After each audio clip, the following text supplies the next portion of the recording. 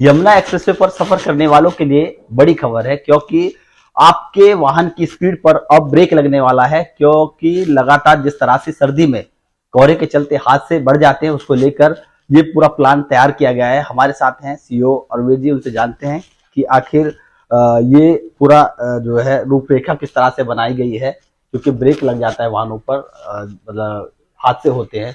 तो ये क्या पूरा तैयारी क्या की गई है? देखिए, जब सर्दियां आती हैं तो काफ़ी फाग भी आता है और जनरली शाम को स्मॉग भी इस दौरान बढ़ गया। आप देख रहे हैं वैसे भी एयर क्वालिटी भी बहुत कम है और जल्दी अंधेरा भी हो जाता है।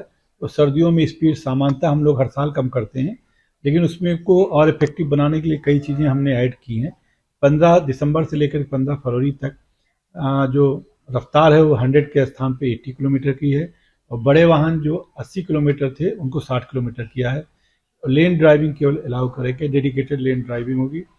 जो गाड़ियां चलेंगी उनको शुरू में और हर टोल प्लाजा पे उनको पंपलेट बांटे जाएंगे, वहाँ अनाउंसमेंट भी होगा स्पीड के लिए। साथ ही साथ रास्ते में भी लगातार चेकिंग के लिए हमने इक्विपमेंट दिए हैं, स्पीड गन जिसको बोलते हैं उसको दिया है। साथ ही साथ चाय टोल प्लाजा पे, एंट्री एग्जिट पे सब जगह व्यवस्था की गई, जिससे लोग सो ना जाएं। रात में सो करके भी बहुत हादसे होते हैं और चूँकि जाड़े में वैसे भी काफ़ी अंधेरा हो जाता है, तो काफ़ी चीज़ें हम लोग ऐड कर रहे हैं और ये केवल सेफ ड्राइविंग के लिए, जिससे कि रात में सो करके भी बहुत हादसे होते हैं और चूँकि जाड़े में वैसे भी काफ़ी अंधेरा हो जाता है, तो काफ़ी चीज़ें हम लोग ऐड कर रहे हैं और ये केवल सेफ ड्राइविंग के लिए, जिससे कि एक्सीडेंट कम हो सके। अभी आपने देखा यहाँ पर सिक्योरिटी के लिए काफ़ी चीज़ें बढ़ाई गई हैं पिछले एक साल में, और 1 से 65 किलोमीटर दोनों तरफ हमने थाई बीम लगवाए हैं, मीडियन लगवाए हैं, एटूनेटर लगाए हैं, बहुत सारे उपाय हुए हैं और 1.5 से करोड़ रुपया जो है वो यहाँ पर खर्च कराया गया। तो उसके फलस्वरूप जो है 2022 में 1 जनवरी से लेके अब तक आज 6 दिसंबर तक हादसों की संख्या आधी रह गई है, आधी से कम रह गई। लेकिन और भी इसको कैसे जीरो पे लाना है, क्योंकि एक जीवन कीमती है, इसलिए सर्दियों पर विशेष ध्यान दिया जा रहा है। एंटी फाग चलाना अनिवार्य किया जा रहा है और एंटी फाग होना ज़रूरी है गाड़ी में पीछे की तरफ।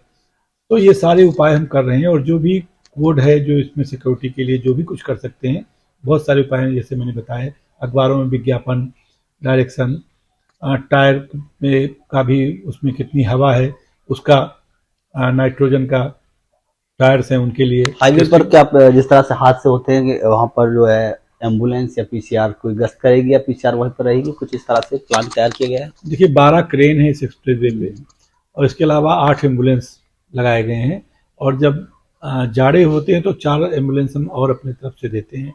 तो 12 एम्बुलेंस और 12 क्रेन्स यहाँ पर हैं।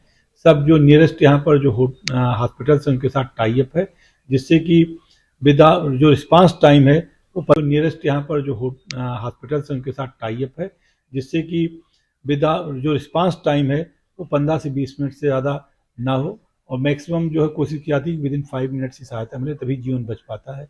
हॉस्पिटल में भी हमारी एम्बुलेंस पहुंच जाए और क्रेन पहुंच जाए और हॉस्पिटल में भी आदमी 15 से 20 मिनट में पहुंच जाए, इसलिए करीब 12 हॉस्पिटल से भी टाई अप है जो एक्सप्रेसवे पे हैं, जिससे कि तुरंत मरीज को वहाँ ले जा सके, जो घायल उसको ले जा सके। देखिए, ये थे यमुना प्राधिकरण के सीईओ। आपका साफ कहना है कि जिस तरह से जो हादसे सर्दी में कोहरे के चलते बढ़ जाते हैं, उस पर कहीं ना कहीं लगाम लगाई जा सके, उसको लेकर 2 माह के लिए, यानी कि 15 दिसंबर से 15 फरवरी तक इस जो वाहन है उन पर ब्रेक लगाया गया है। टिटोड़ा से रविंद्र जैन, एबीपी गंगा।